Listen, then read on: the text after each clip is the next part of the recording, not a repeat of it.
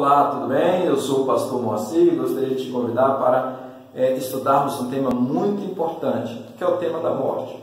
E o primeiro texto que eu gostaria de ler a esse respeito é Gênesis capítulo 2, verso 7, que ele não vai exatamente falar sobre a morte, mas sim sobre a vida, porque para entender a morte é necessário compreender a vida e como o homem foi feito.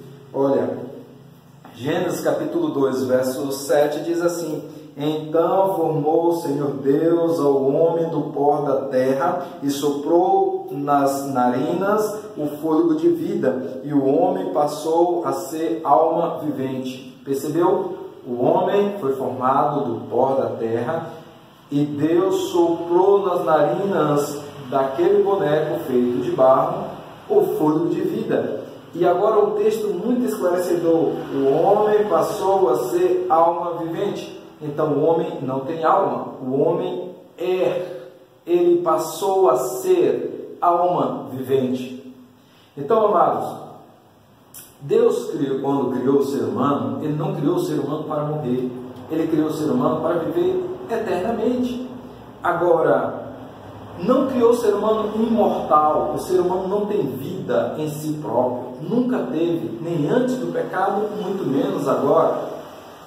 O texto de Gênesis capítulo 2, versos 16 e 17 vai nos dar a condição que o ser humano teria para permanecer vivo eternamente.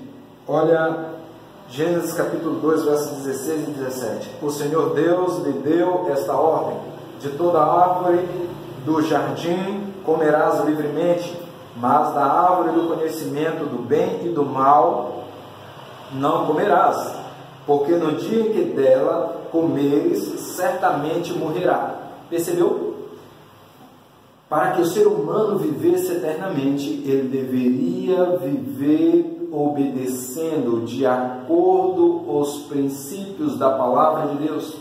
Mas o ser humano pecou, se desviou da palavra de Deus, e com essa desobediência veio a morte. E Gênesis capítulo 3, verso 16, Deus vai descrever o que é que vai acontecer com o ser humano após o pecado. Gênesis capítulo 3, verso 19, não 16, verso 19, diz assim: No suor do teu rosto comerás livremente, comerás o pão, até que tornes a terra, pois dela foste formado, porque tu és pó, e ao pó tornará. Então, após o pecado, Deus está dizendo assim: você vai agora trabalhar para comer o seu pão, e você vai ter esta vida encurtada até que volte ao pó, porque tu és pó e ao pó tornará. Então, o que Deus está dizendo aqui, que quando o ser humano morre, ele volta para onde? Para a terra. Eclesiastes vai deixar isso um pouquinho mais claro. Eclesiastes capítulo 12, verso 7, diz assim: E o pó volte à terra, como era, está vendo? E o espírito volte a Deus que o deu. Então, se para formar o ser humano Deus pegou o pó da terra e soprou nas narinas o fôlego de vida, a morte ela faz justamente o contrário. Ela separa o fôlego de vida do pó da terra. Então, quando o ser humano morre, a matéria volta para a terra, vira terra, ok? E o fôlego de vida volta para Deus. Por que essa expressão volta para Deus? Porque Deus é o doador e mantenedor da vida. Ele deu o fôlego de vida para o barro e ele teria que manter esse fôlego de vida. Ou seja, você está respirando hoje, querido, porque Deus está mantendo essa respiração em você. A morte faz justamente o contrário. Ela devolve essa capacidade para Deus. Essa capacidade que você tem hoje de respirar, ela devolve para Deus. E sem essa capacidade de respirar, o que você é? É pó, é barro. Então, E no momento da morte ali, as pessoas, os mortos podem voltar a conversar com os vivos? Por que a palavra de Deus, e aqui em Eclesiastes, nos fala, Eclesiastes capítulo 9, verso 5, o que fala a esse respeito? Porque os vivos sabem que é onde morrer. Você está me ouvindo? Você sabe que um dia você vai morrer. E ela diz aqui, mas os mortos não sabem coisa nenhuma, nem tampouco terão eles recompensa, porque a sua memória jaz no esquecimento. E agora olha o verso 6. Amor, ódio, inveja, para eles já pereceram para sempre. Não tem eles parte em coisa alguma do que acontece, do que se faz debaixo do sol. Ou seja, aqui no âmbito dos vivos, os mortos não têm parte, não falam, não pensam, não tem rancor, não tem amor. Os mortos não têm coisa alguma. Quando a pessoa morre, ela perde essa capacidade de raciocínio. Perdeu o fôlego de vida, perde a capacidade de raciocínio. Mas, pastor, e aquelas pessoas que já viu, de repente eu estou falando para uma delas, já ouviu um ente querido, um parente, a mãe, um tio, a avó, que já faleceu, vindo conversar com eles? Com quem foi que elas, na verdade, conversaram? 2 Coríntios, capítulo 12, o verso 7. Deixa eu só confirmar aqui, deixa eu abrir minha Bíblia, em 2 Coríntios, capítulo 11, perdão, não capítulo 12, mas capítulo 11 e o verso 14. 2 Coríntios, capítulo 11, verso 14, diz assim: e não é de admirar, porque o próprio Satanás, olha aí, se transforma em anjo de luz. Não é muito, pois que os seus próprios ministros se transformem em ministros de justiça, o fim deles será conforme as suas obras. Percebeu? Satanás, ele que tem enganado as pessoas, ele se transforma em anjo de luz, se transforma em outro ser humano. E quando uma pessoa morre, a palavra de Deus diz que ela não tem parte com os vivos, não tem ódio, não tem rancor, não fala, não raciocina, não dá opinião, não dá conselho. E agora você, isso que a palavra está dizendo, e agora você ouviu um ente querido que já morreu vindo conversar com você. Quem na verdade veio conversar com você? O próprio Satanás, que se transforma num ser humano. E aí ele vai falar coisas que só você e o seu ente querido sabia. E aí você diz, não, está vendo, só eu e ele sabia disso. O inimigo também sabe, né?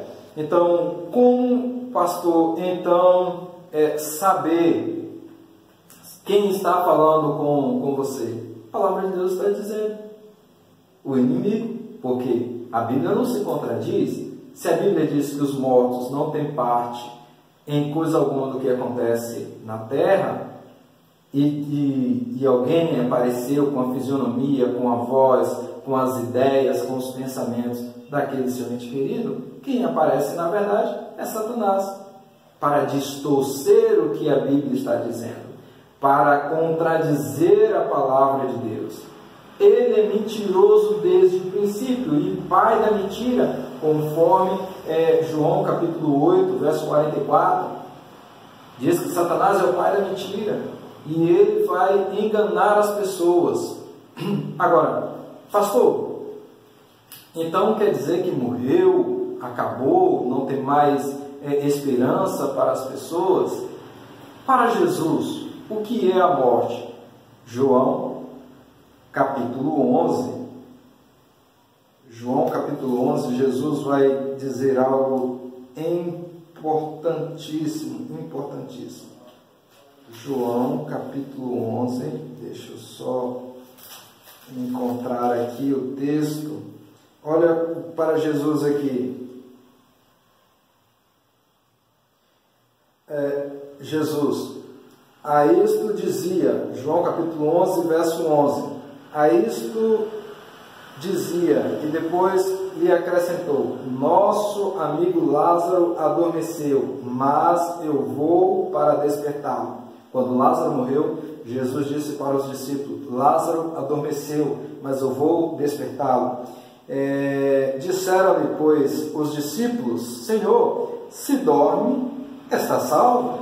Jesus, porém, falava com respeito à morte de Lázaro, mas eles supunham que estivesse falando a respeito do repouso, do sono. Então Jesus lhes disse claramente, Lázaro está morto. Lázaro morreu. Então, para Jesus, a morte é como um sono. E ele se declarou, eu vou despertá-lo. Ele disse, olha o que ele disse aqui, aqui no verso 23, do mesmo capítulo 11 de João, verso 23, declarou-lhe Jesus, verso 24,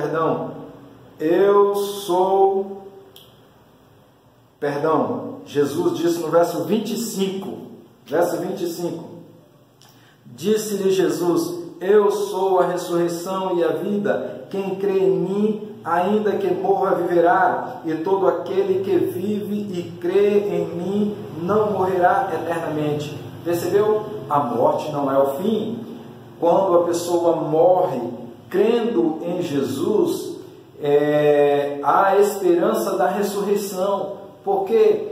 Porque Jesus já nos deu a vida, nos deu o fôlego de vida, Deus nos deu o fôlego de vida e tornará a nos devolver este fôlego de vida quando Ele voltar. Olha o que 1 Tessalonicenses capítulo 4,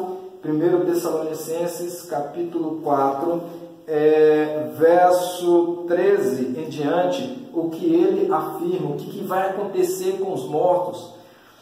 Não queremos, porém, irmãos, que sejais ignorantes com respeito aos que dormem, para não vos entristecerdes como os demais que não têm esperança. Pois se cremos que Jesus morreu e ressuscitou, assim também Deus, mediante Jesus, trará em sua companhia os que dormem. Ora, ainda vos declaramos por palavras do Senhor isto, nós, os vivos, os que ficarmos até a vinda do Senhor, de modo algum precederemos os que dormem, porquanto o Senhor mesmo, dada a sua palavra de ordem, e ouvida a voz do arcanjo, e ressoada a trombeta de Deus, descerá dos céus, e os mortos em Cristo ressuscitarão primeiro, depois nós, os vivos, seremos arrebatados juntamente com eles, entre as nuvens, para o encontro do Senhor nos ares, e assim estaremos para sempre com o Senhor. Percebeu que algo maravilhoso? Se você hoje crê em Jesus e permanece seguindo os princípios da palavra de Deus, então você descerá ao pó com esperança. E quando Jesus voltar, a palavra de Deus diz que Ele então vai ressuscitar. E qual será a recompensa? Para onde eles irão? Olha, Apocalipse, capítulo 21, verso 2 em diante, verso 3, diz assim: então ouvi grande voz vinda do trono, dizendo, eis o tabernáculo de Deus com os homens, Deus habitará com eles, e eles serão povos de Deus, e Deus mesmo estará com eles, e lhes enxugará dos olhos toda lágrima, a morte já não existirá, já não haverá luto, nem pranto e nem dor, porque as primeiras coisas passaram. Sabe, queridos, a morte, o luto, o pranto, a dor são realidades deste mundo por causa do pecado, da transgressão da palavra de Deus. Agora, a Bíblia está trazendo algo maravilhoso para nós neste momento. É que se você permanecer firme com os princípios da palavra de Deus, colocando Jesus em seu coração, buscando a presença de Deus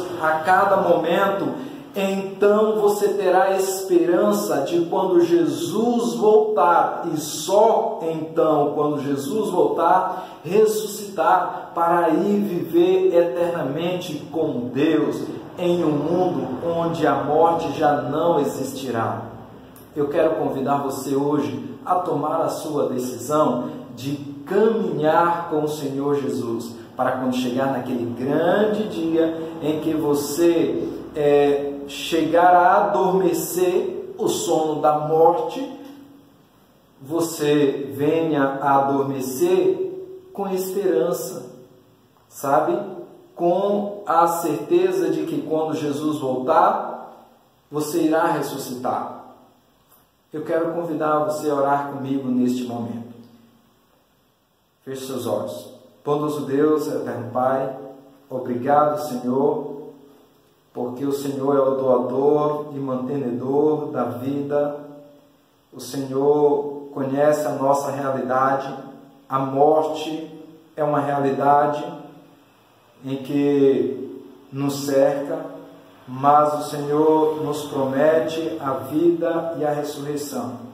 Por favor, Pai, sela-nos para o Teu reino e garanta-nos esta salvação, esta ressurreição, em nome do Senhor Jesus. Amém.